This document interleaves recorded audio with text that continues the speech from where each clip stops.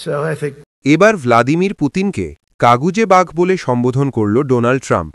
তিনি আরও বলেন, আমি মনে করি এই সমস্যার সমাধান আমরা শেষ পর্যন্ত করতে পারব, তবে এটিই প্রমাণিত হয়েছে সবচেয়ে কঠিন চ্যালেঞ্জ হিসেবে। প্রেসিডেন্ট পুতিনকে নিয়ে আমি ভীষণ হতাশ। আমি ভেবেছিলাম তিনি দ্রুতই যুদ্ধের অবসান ঘটাবেন। বাস্তবে তার উচিত ছিল 1 সপ্তাহের মধ্যেই যুদ্ধ শেষ করা।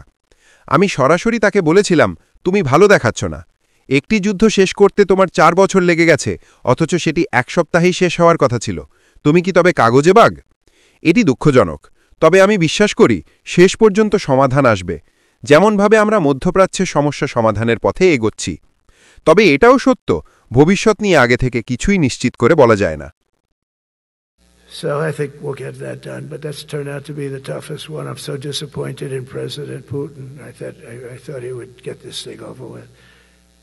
He should have had that war done in a week. And I said to him, you don't look good. You're 4 years fighting a war that should have taken a week. Are you a paper tiger?